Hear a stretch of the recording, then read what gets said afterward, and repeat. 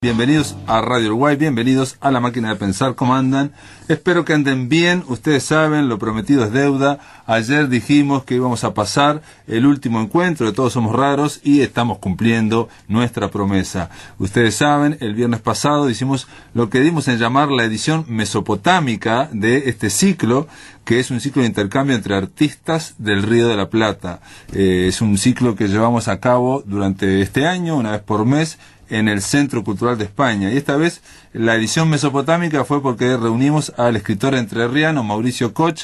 Él nació en Buenos Aires, pero se crió en un pueblo que se llama Hernández, de 2000 habitantes, y también lo reunimos con el escritor sanducero Carlos Callavet. Los dos para hablar de sus respectivas novelas, Los Silencios, de Mauricio Koch, editada por Conejos, y Hotel Levac, que está editada por Planeta y es de Carlos Callavet.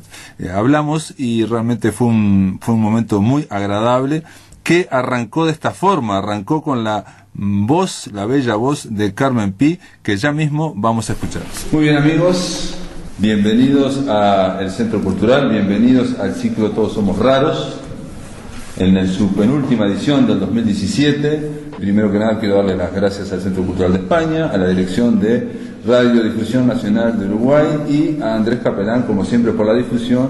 Y bueno, arrancamos con Gustavo Germán en la producción. Amigos, ustedes saben que la estructura, el esquema de este ciclo es una apertura musical, ¿no? Y en este caso, yo lo decía medio en broma, medio en serio, todo lo que vamos a hacer es simplemente un pretexto para escuchar a Carmen Pi, nada más, ¿no? Carmen Pi es una uruguaya rara porque nació en Lima, Perú, y porque se crió en Quito, Ecuador, por los primeros 10 años. Ella es directora de coros, estudia canto, dirección, tiene 2 discos solistas. Fue pianista y cantante de la banda de Jorge Schellenberg, integra el coro de Profundis, en fin, es una muy, pero muy bella voz uruguaya.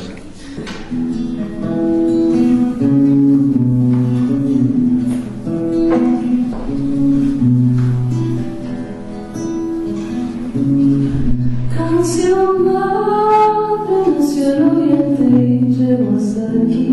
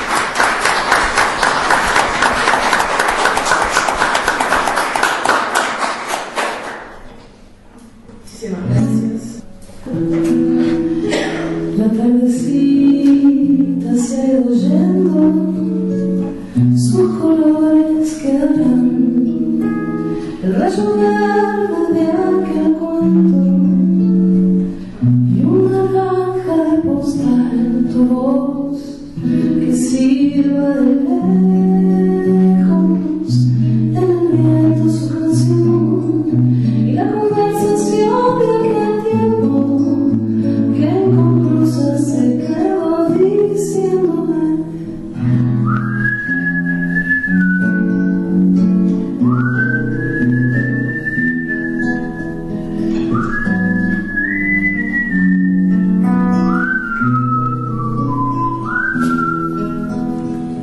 Veo tu foto sonriendo, qué pena decirte adiós, aunque sé que te estás riendo y que nunca fuiste hombre de Dios. A veces yo te confieso, busco una estrella y llamo vos, me respondes en pensamientos con tu clásico tono burlón diciéndome: yo soy Prudencio Navarro, el cuarteador de barracas.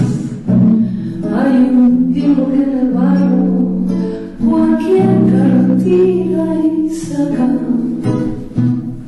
Qué afortunado momento que no volvimos a encontrar, recuperando algo de lo perdido. Nunca es tarde para echarse a andar y ya que me voy despidiendo, aprovecho la ocasión de decirte que valió la pena el camino que hicimos los dos. Solo sé que corres por las venas de este paisito y de mi corazón que late así.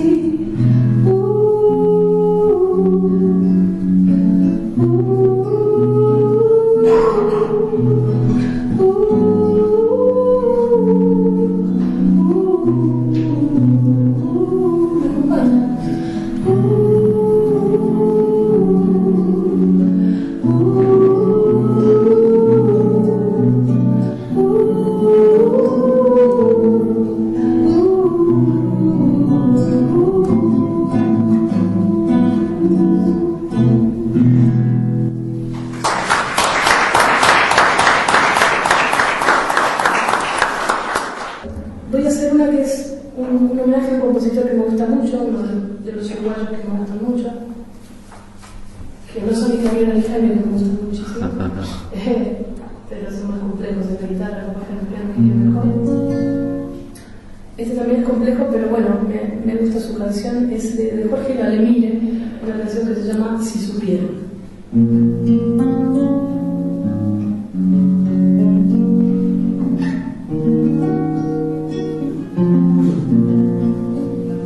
Si supiera la respuesta a tu puerta volvería, si encontrara algo de ella a tus pies, yo moriría.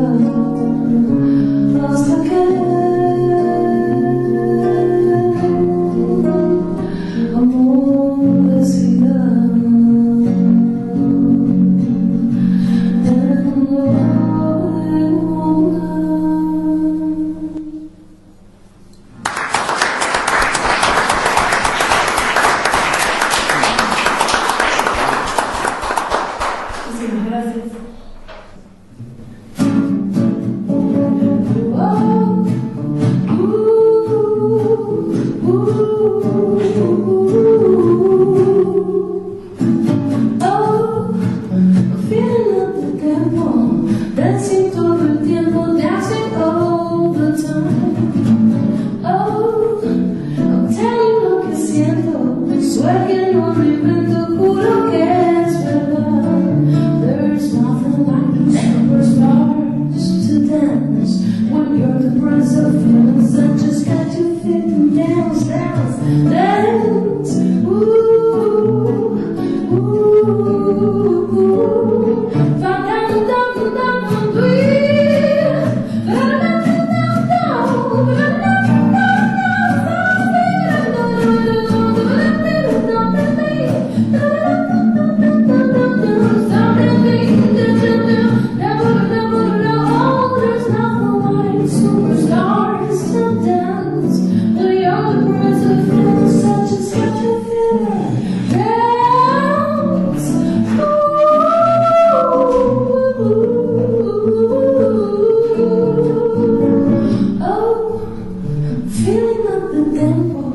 dancing todo el tiempo, dancing all the time. Oh, I'm telling lo que siento, sueño, no lo invento, juro que es verdad.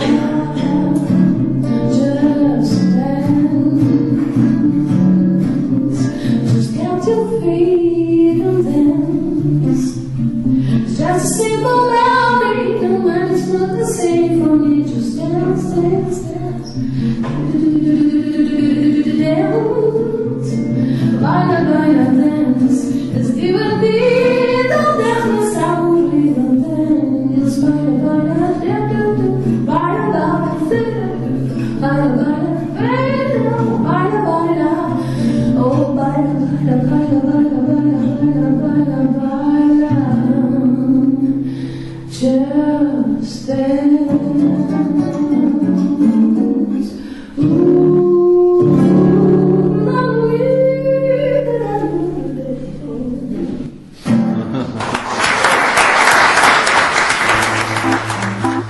En el aire de Radio Uruguay, La Máquina de Pensar. Estamos en La Máquina de Pensar, estamos oyendo la edición mesopotámica de Todos Somos Raros. Ahora vamos a escuchar al escritor Mauricio Koch y al escritor Carlos Callavet. La primera canción de Carmen Pi es en torno a la madre, y yo me quedé pensando que estos dos libros que vamos a hablar ahora, Los Silencios, de Mauricio Koch, claramente comienza con el fallecimiento de la madre, y el caso de Hotel Levac, Carlos Callavet, también es una de las protagonistas, es una madre precisamente, con un muchacho, con su hijo quinceañero, que en realidad esta madre protagonista, no la escuchamos hablar mucho, pero sabemos que está sufriendo, porque esta madre, por razones económicas, tienen que dejar de vivir donde estaban viviendo, tienen que ir a vivir a una pensión. Entonces lo que vemos es el muchacho protagonista que va hablando, y ella básicamente está actuando en silencio, básicamente. Pero bueno, vamos a arrancar diciendo simplemente que Carlos Callavet es un hombre que nació en Paysandú, pero a los 5 años se trasladó a Montevideo, a los 14 volvió a Paysandú, y este año publicaste Hotel Levac, ¿no? Mi idea es arrancar, si les parece, hablando primero con Carlos, si te parece, Mauricio, pero arrancamos hablando de Los Silencios. Bueno, buenas noches o buenas tardes a todos y todas. Un gusto estar acá, conocer personalmente a Mauricio, que no lo conocía personalmente, y traté de cartearme por internet lo menos posible para tratar de ser lo más posible imparcial y objetivo con la obra de él, ¿no? Porque como ustedes saben, los ojos del cariño suelen ser generosos, ¿no? Y Mauricio es un tipo que se hace querer. No voy a contar la historia, pero brevemente es un muchacho que vive, una familia que vive en un pueblo entrerriano que se llama Hernández, que, bueno, crisis económica, el ferrocarril desaparece, el muchacho se queda sin trabajo, el trabajo del padre tambalea, la madre también, el muchacho va a Buenos Aires, y una noche que el muchacho está leyendo, el padre le comunica que su madre, su señora, la madre de este muchacho que se llama Andrés, ha fallecido súbitamente del corazón. El muchacho debe de regresar al pueblo, ¿no? Bueno, para el dolor, para apoyar al padre, a la familia, a las tías y todo, y ahí hay un retorno a forzado, un retorno a su adolescencia, a sus amores, a sus desamores, a reencontrarse. Él dice algo que es algo así, no sé, textual, pero las cosas estaban igual, la gente había cambiado. Y hay un detalle con la estructura de la novela, que es que, por un lado, aparece este hombre, digamos, arranca la novela con esta impresión, que es la de que murió la madre, digamos, o sea, arranca, yo diría que arranca un poco más atrás con algo que para mí es un detalle pero es importante. Andrés, cuando recibe la noticia que le transmite la tía Irene, ¿no? Sí. Estaba leyendo una novela que lo había atrapado enseguida. Y él ya se define a sí mismo, me parece, su novela. La novela de Mauricio atrapa enseguida, como al protagonista lo atrapó esa novela que estaba leyendo y que fue interrumpida por la noticia del recibimiento de su madre. Yo creo que Mauricio introduce algunos ingredientes que funcionan como disparadores y explican la estructura de la novela. Bueno, buenas noches, antes que nada.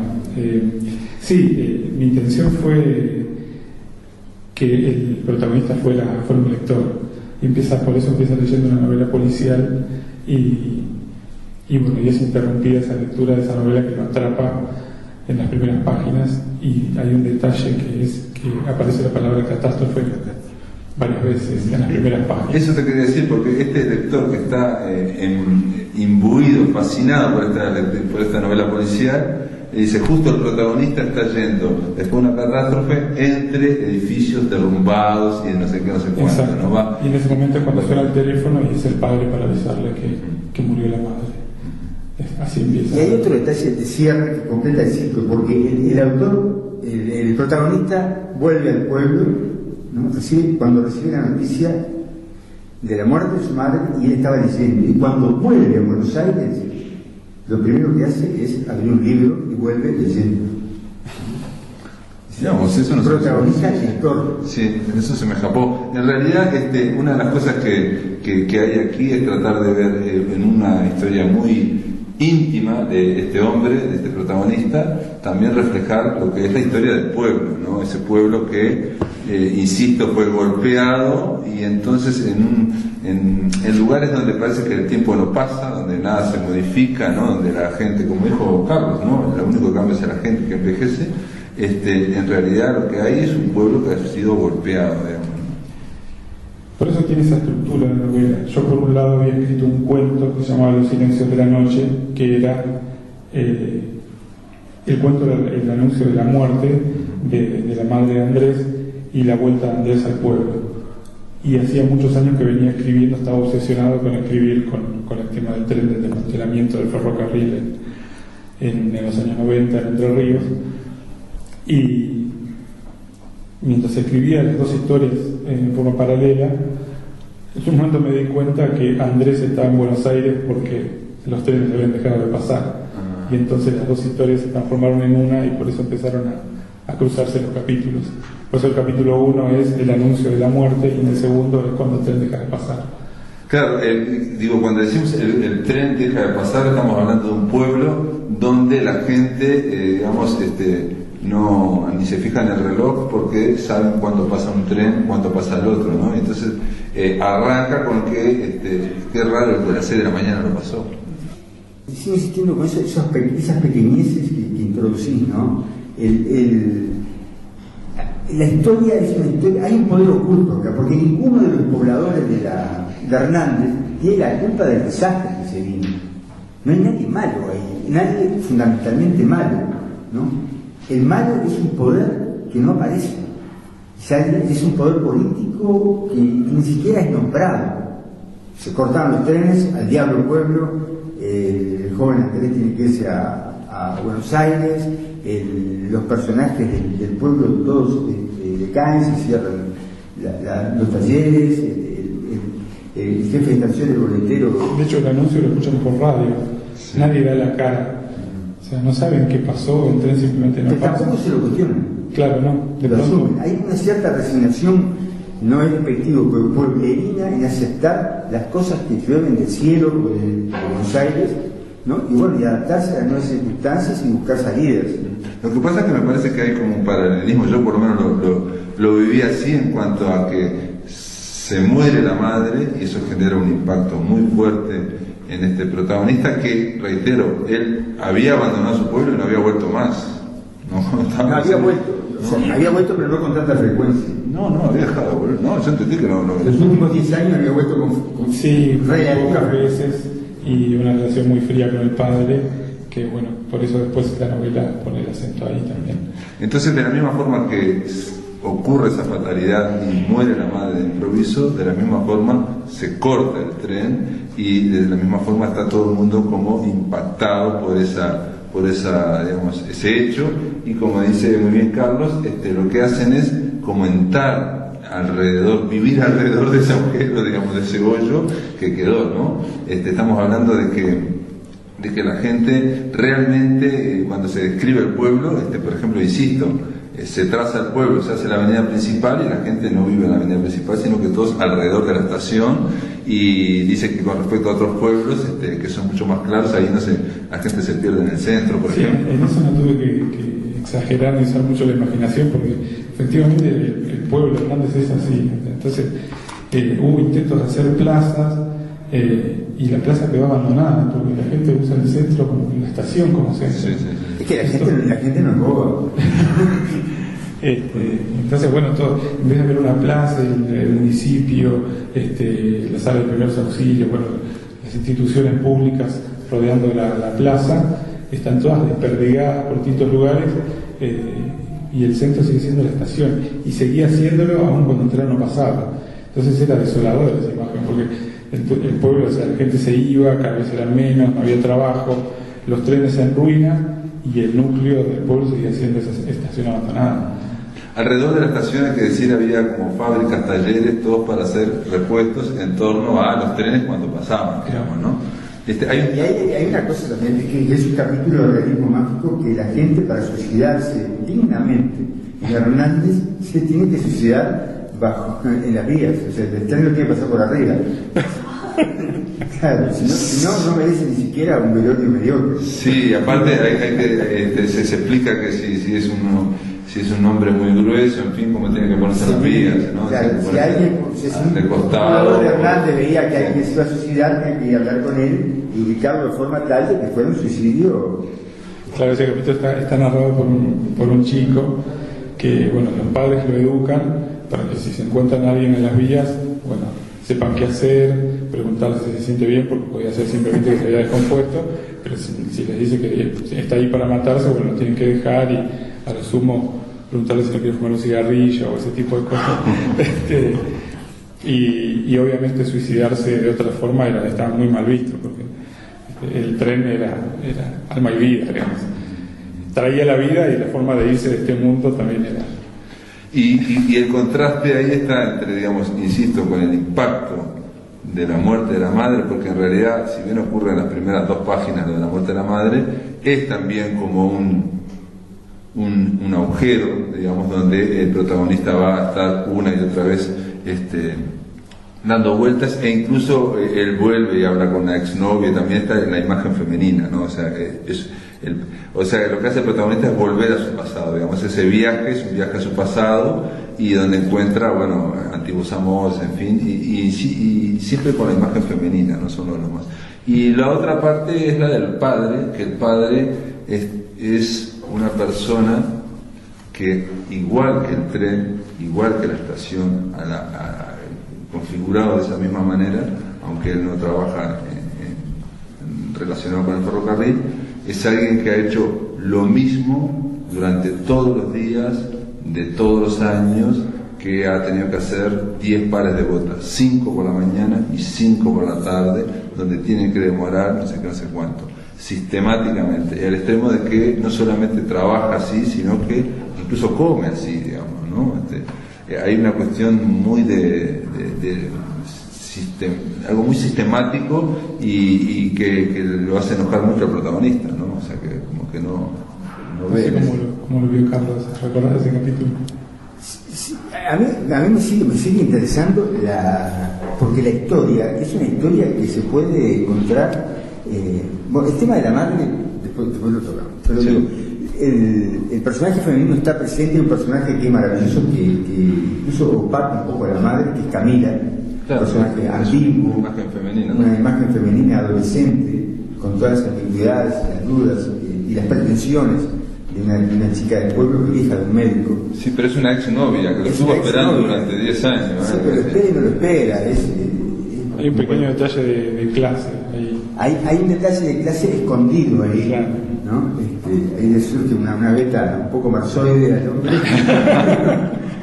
Cuando el tren deja de pasar, él se queda definitivamente sin trabajo, sin posibilidades, y ella tiene un padre médico Que tiene tiene posibilidad de estudiar. Tiene algunas posibilidades y ella no tiene. Y entonces eso lo resiente mucho Andrés, y por eso terminan peleándose.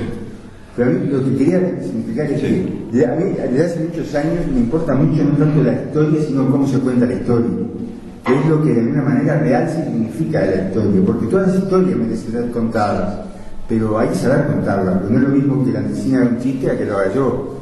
Lo hago yo, nadie se ríe. Desde la Antesina todo el mundo se ríe. Esta historia es sacando esos pasajes de realismo mágico que introduce Mauricio, es una historia absolutamente creíble, ¿no? Absolutamente real. Pero ¿por qué atrae? ¿Por qué atrapa? Porque hay dimensión y densidad literaria de los personajes, ¿no?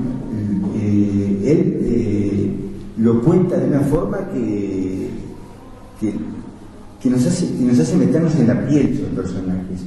O sea, aquellos somos nosotros, esos personajes somos nosotros. Entonces pongo el énfasis en el trabajo, en la cocina del escritor, en el trabajo de cómo cuenta esa historia, porque esa historia la puede agarrar a otro, puede ser una historia de lo más aburrida. Sin embargo, esta historia cumple con los requisitos que para mí tiene que tener una buena novela, ser atrayente, ser apasionante, que nos haga olvidar de que estamos leyendo, que pasen las horas y diga, hace 3 o 4 horas que estamos leyendo, que los personajes perduren en nuestra memoria. Y por otro lado también cumple con otro requisito que para mí es una visión muy particular, que es fundamental, que aporta algo sobre el arte de escribir. Acá yo lo revisé y no hay palabras de más, tampoco palabras de menos, pero palabras de más les puedo asegurar que no hay, ¿no? Y está jugando un poco a algo que conversamos en la máquina de pensar justo ayer con escritores rosarinos, con Javier Núñez, entre ellos, que la pregunta de si se puede escribir una novela con la intensidad de un cuento. Sí. Y entonces realmente en Los Silencios yo creo que hay una intensidad porque es una novela corta, es una novela, y que realmente, bueno, ahora acá Mauricio acaba de decir también que parte de la novela fue un cuento específicamente, hay una intensidad. Yo creo que hay un esfuerzo de Mauricio tremendo por tratar de mantener la intensidad a lo largo de toda la novela. Eso de que, yo lo vi que alguien dijo de que es imposible lograr la tensión de un cuento en una novela, por cuestiones de longitud, ¿no? Pero acá, para mí, Mauricio trata de que la novela no decaiga en ningún momento. Y cuando ve que está por decaer, ¿no? Introduce un elemento que nos hace... Son capítulos breves, entonces yo los pude trabajar individualmente, esa intensidad la pude... Cada capítulo es como un cuentito. Algo de eso intenté hacer, no sé si, o sea, yo quería que cada una de las partes tuviera también autonomía. O sea, que no todas son autónomas, pero algunas, por ejemplo la de los suicidas... sí, podría sacarse, claro. Hay algunos del padre que cuenta la rutina del padre también. Hay algunos que me salieron más redonditos y al mismo tiempo contar una historia más extensa, pero que cada uno de los capítulos tuviera vida propia. Mira, una cosa, me acabas de decir, el lenguaje está en función de la historia, ¿no? Él trata de utilizar el lenguaje que haga más comprensible la historia. No hay alardes de erudición, no, si tienen que buscar, si tienen que utilizar una palabra, digamos, paqueta o una palabra del hablar cotidiano, Mauricio no duda, es la palabra del hablar cotidiano, ¿no? Entonces, la novela aporta sobre el oficio de escribir para mí, que es lo que una novela también, y nos incita a escribir, nos dice, escribir, podemos escribir, ¿no? O sea, para mí la novela redondeando, cumple con los requisitos que tiene que tener una buena novela, No, tanto Los Silencios como Hotel de Bach están basados en historias mínimas hay un minimalismo, historias muy cotidianas. Y un detalle que a mí me gustó de Los Silencios también es que cuando el protagonista va pensando y bueno, va planteándose hablar con la exnovia, en fin, deja trasuntar en su fantasía. O sea, es un hombre que vuelve a su pasado, va caminando y regresa al pasado que es el pueblo y no puede evitar lo que hacemos todos, ¿no? Que es imaginar y hacer diálogos internos y fantasía y rellenar con esa fantasía y plantearse casi una historia de amor que es inexistente, ¿no? Es algo en su propia mente, ¿no? En su propio corazón, si se quiere, ¿no? Pasa que fue su primer amor, terminó de una forma abrupta, ni siquiera por decisión propia, sino por una decisión que tomó alguien en un lugar determinado que ellos no conocen. Y entonces, bueno, pasan los años, él vuelve por una cuestión puntual que es la muerte de la madre, decide quedarse ahí, no sabe bien por qué se queda, porque toma la decisión de quedarse unos días, le avisa al jefe que se va a quedar y no sabe bien por qué. Sí sabe que quiere revisar un poco el vínculo con el padre, claro. Y se encuentra con Camila, de casualidad. De casualidad no, porque se iban a encontrar inevitablemente. Pero él mismo se cree su propia fantasía.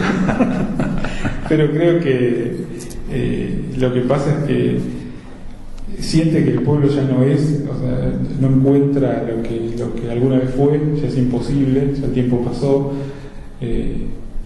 sus amigos no están, sus afectos son otros, la madre murió y entonces de alguna manera se quiere agarrar de algo y por eso intenta todo el tiempo reconquistar a Camilo, una cosa inventa en su mente todo eso. Las dos novelas, Hotel de Bach y Los Silencios, tienen un humor soterrado constante, es constante, ¿no? Por más que estamos hablando en el caso de Los Silencios, bueno, de una tragedia, hay una mirada con humor, con sorna, incluso el propio protagonista, digamos, patina varias veces con su propia fantasía y choca, digamos.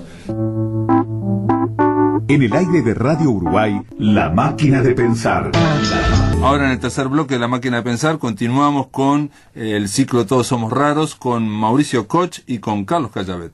En el caso de Hotel de Bach, dije al principio, es una madre que por razones económicas que no están explicitadas, pero claramente no pueden pagar alquiler, tuvieron que desalojarse y van a una pensión que se llama Hotel de Bach, ostentosamente es una pensión de medio pelo, y donde va este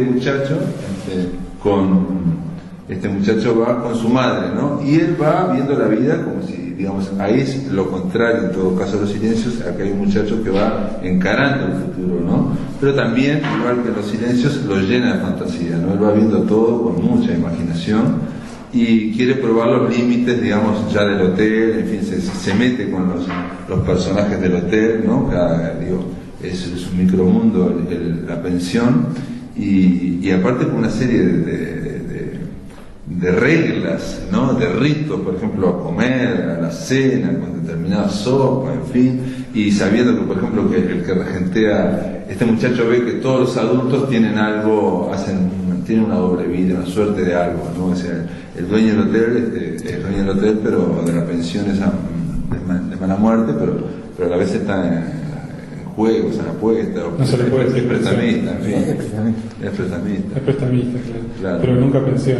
Bueno, este es el Hotel de Bach, va hacia el futuro, digamos, no como Los Silencios, que yo creo que va hacia el pasado, pero es una novela de formación, de inicio, donde está ahí un epígrafe de Salinger, y yo creo que el Guardián del Centeno también tiene que ver mucho, ¿no? Con el tema de eso, de empezar y Mauricio me dijo algo muy raro, me dijo que Hotel de Bach te hacía acordar a Mark Twain, grandes palabras, ¿no? Sí, altas palabras, ¿no? Cuando hablamos me mencionaste a Salinger y a mí me recordó mis lecturas de la infancia, o sea, sobre todo, bueno, Huckleberry Finn, Tom Sawyer, esos clásicos que leía en la colección de tapas amarillas en la biblioteca de la escuela primaria.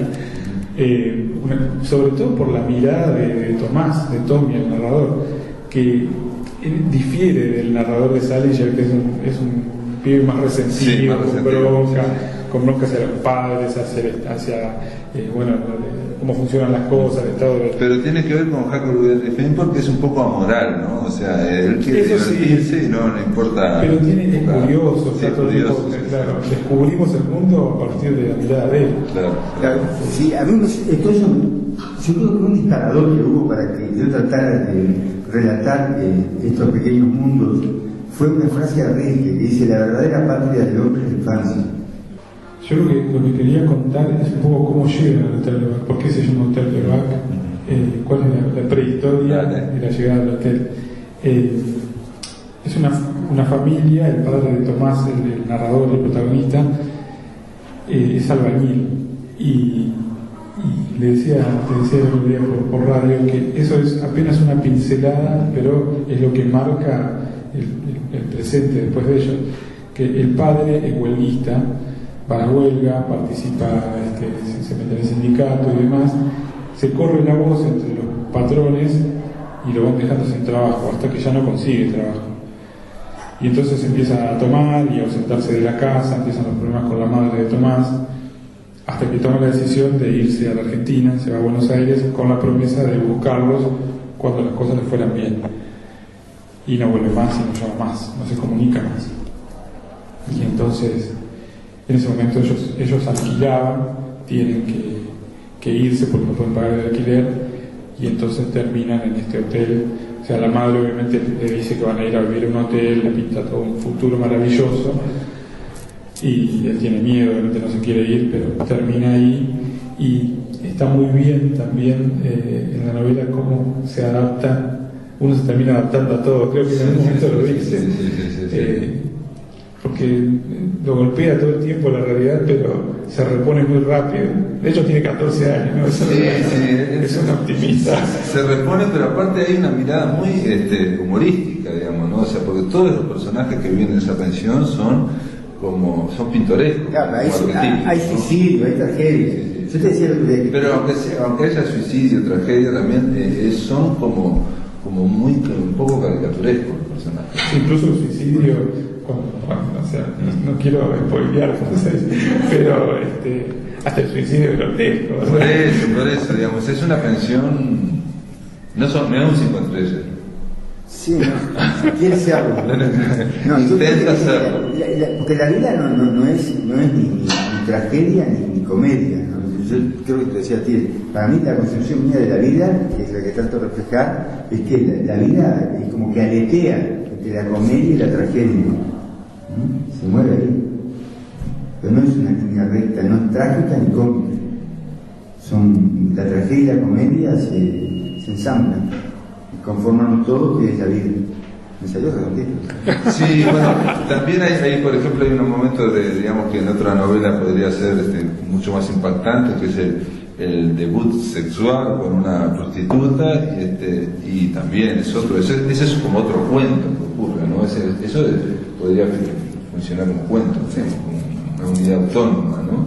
Y es gracioso, porque van acompañados. Así que ahí me metí con algunos temas que son medio difíciles, ¿no? Quizás la crítica capaz aquí. Por ahora ha sido benévola, pero vamos a ver qué me espera. Pero que es el debut sexual, que es el homosexualismo. Hay un personaje que es gay, pero es muy simpático. En la década de 60, los gays éramos absolutamente crueles, con todo lo que discriminábamos, todo, ¿no? Yo tuve un hermano con síndrome de Down y fue discriminado. El bobo del barrio, chao, había vuelta, ¿no? Eso traté de reflejarlo tal como yo lo viví en la década de 60. Entonces, pero me metí con temas que yo sé que son difíciles. Igual hay toda una impresión de estar viviendo como una ficción también, ¿no? O sea, que esa pensión, ¿no?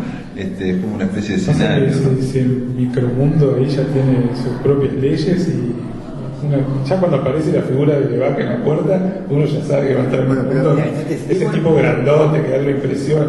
Después, bueno, empieza a seguir, a mirar por la cerradura, cómo se mueve cada paso. Elige a uno, lo sigue hasta que lo conoce, a la enfermera, a Elsa.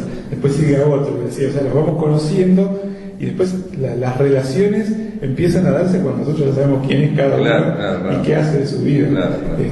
Es una especie de detective dentro de la pensión que nos va mostrando cómo es la vida de dentro. Es mellizo que se descubrió un mundo. Me sentía Dios porque mataba a quien quería. Sí. Ahora, hay algo que también lo dijo Javier Cercas, ¿no? El autor del Impostor, de otros libros. Y dijo, la ficción salva, la realidad mata, ¿no? Y hay algo de eso, no está muy claro que la ficción y la realidad, pero lo cierto es que la ficción es lo que nos salva, la realidad es la que nos lleva para abajo. Bueno, yo creo que tanto en el Levac, la ficción, que digamos la fantasía o la mirada de este chiquilín está como llena de optimismo y aparte de fantasía, ¿no? Cuando ve un auto, en fin, todas las... Hay mucho cine también. Hay mucho cine. El cine. Ahora les voy a hacer una pregunta, un poco voy a ir terminando, pero les voy a hacer una pregunta sobre el final. Ustedes definieron el final cayó, porque en Hotel Levac yo te dije en un momento que uno tiene la sensación de que podía haber continuado, digamos, porque está tan bien hecho el mundo y están funcionando todos los personajes que incluso podría continuar eso, porque digo, es como decía Mauricio, ¿no? Una vez que empiezan a interactuar, ya los conoces, ya sabes lo que vas a hacer, lo que va a decir uno, lo que va a decir otro, más o menos, y empezás a pensar, ¿qué pasa si fulanita, esta enfermera se engancha con este? Se podrá hacer, ¿no? Entonces, o sea, uno se empieza a disparar la imaginación, pero Hotel Levac culmina de una forma, y en el caso de los silencios, no, es más claro el ida y vuelta, pero también hay una idea como de que continuaría, digamos, esa historia, porque él vuelve a Buenos Aires, está Juana, en fin, ahí, digamos, de nuevo, el tema de la imagen femenina, que insisto, murió la madre, él vuelve allá, da vueltas en torno a una imagen femenina, se genera toda una fantasía en torno a esa exnovia, y después vuelve con otra pareja que tenía en Buenos Aires, que también está como Juan. Y creo, eso creo que no lo habíamos comentado, que él está separado de Juana. Cuando empieza la novela se dice que cuando suena el teléfono dice espero que no sea Juana, no la quiere escuchar. Sí. Pero en esos días que pasa en Hernández, Juana lo acompaña al velorio. Y nada, que la novela va avanzando, él va tomando conciencia de que su mundo ya no puede ser ese. Cuando en un momento creo que usa palabras contundentes. Sí, que ya está en el pasado, digamos. Claro, Ya está en el pasado. mira el pasado, claro. Mi mamá murió y el pueblo es un murmullo que ya cada vez escucho menos. Pero igual está viviendo en el pasado en ese momento. Claro, pero la novela termina cuando él toma la decisión de volver con Juana, aunque no se nombra, pero se sabe que... ¿Y cómo fue la escritura? O sea, vos ya lo definiste así, o sea, esa fue... Creo que hay gran parte de los capítulos del medio, el desarrollo, que me costó más encontrar que el final. Yo sabía que terminaba cuando se despide del padre. En algún momento eso ya o se resolvía para bien o para mal, pero se va después. Y que se va a reconciliar de alguna forma con... Y por lo menos lo voy a intentar volver con Juan. Y en tu caso, Carlos, ¿cómo? Bueno, yo quise hacer una trilogía con un niño en la década del 60, un niño de clase media, un niño en un barrio marginal y un niño en Carrasco. Bueno, el de clase media lo hice la novela, el del barrio marginal también, pero el de Carrasco no me salió bien, porque nunca viví en Carrasco. No sé cómo funciona esa gente. No puedo, o sea, ya sé, pero no me puedo meter en la piel de ellos. No sería auténtico si describiera... Tu idea al principio, vos me dijiste, la idea era que plantearse, se conoce toda la gesta, digamos, o toda la lucha del MLN, o todo como ocurrió, digamos, pero tu idea, me dijiste una vez, ¿qué pasaba con esos jóvenes que entraron al MLN a los 18 años? Sí. ¿Qué pasaba cuando tenían 13 años? ¿Qué pasaba cuando tenían 13, 14 años? O 12 años. Sí, creo que la situación socioeconómica que era diferente, otro Uruguay diferente, y ellos se va descomponiendo y era un Uruguay Eso está- exacto que se va descomponiendo, ¿no? Eso está en la primera, claramente. Eso está en la primera. Claramente sí, digamos. Que son hijos de la clase media. Son hijos de la clase media y están aburridos de que Uruguay sea tan seguro y que esté todo tan planificado, de la misma forma que ocurre, digamos, en Hernández, que esté todo tan claro, y miran las películas, miran no las aventuras, tienen sed de aventura, ¿no? A los 12, 13 años. Claro, influenciado por películas de De Segunda Barlanda. Guerra Mundial, porque la guerra, había mucha inmigración española, ¿no? De inmigrantes de la guerra civil, ¿no? Y bueno, había mucha influencia de ellos, ¿no? Ahora, yo el final no lo tengo planificado. La tuya no, Sí, no, aparte que decir que Hotel Levar no tiene nada que ver con ese proyecto al principio. Nada que ver, no porque nada. ya te digo, me fracasó Carrasco. Esta tercera novela, digamos, yo creo que se embarca en una ficción y realmente es una ficción autónoma, es un mundo que se sostiene por sí mismo y digamos, nadie va, yo digo, se pueden hacer extrapolaciones, pero digo, en realidad es ese mundo de la pensión y como decía Mauricio, el descubrimiento de la vida por parte de este muchacho. Sí, cuando vuelvo al personaje homosexual, ese capítulo es hermoso porque de pronto él tiene una esperanza absoluta, porque todos los candidatos que aparecen para la madre son un desastre. Entonces, él trata de que no pase nada, o sea, tiene la esperanza de que este no sea el futuro novio de mi vieja, pero cuando aparece este tipo, tiene un auto 0 kilómetros, huele a perfume rico, todo lo hace bien, todos sus movimientos son suaves, perfectos, lo lleva a pasear, le compra gaseosa, él se siente un rey. Y cuando le preguntas, toma coraje de preguntarle a la madre si es su novio, la madre se echa a reír y le dice, no, porque no le gustan las mujeres, y él tarda muchísimo en entender, en comprender qué significa que no le gustan las mujeres, y cuando toma conciencia no lo soporta, o sea, y es tremendo. Entonces hay como pequeños desengaños que anuncian una música de final, o sea, si no era ese, el momento en que se van es cuando él crece, o sea, algo va a pasar, pero uno ya va intuyendo que esto se va a terminar. Sí, de alguna forma también es como un fragmento de esa vida, ¿no? Es un fragmento claro. que se cierra, digamos, en ese sentido, ¿no? La terminaste porque había que terminar, porque tenemos que terminar nosotros también acá. Bueno, muy bien, gracias Mauricio Koch por estar acá en la máquina de pensar, en el ciclo Todos Somos Raros, y gracias a Carlos Pallares también, que se haya venido de allá de Paysandú, acá a Montevideo, también para estar en este ciclo. Realmente, nada, me gustó conversar con ustedes y gracias por estar acá. Y gracias sobre todo al público por haber venido. Y a Carmen Pires, gracias a Carmen Pires.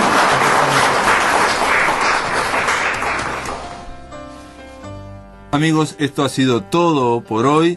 Espero que les haya interesado. La verdad que fue un encuentro muy agradable. No sale ahí en la radio, no sale en el audio, pero estuvo la hija de Mauricio Koch, hermosa Gretel.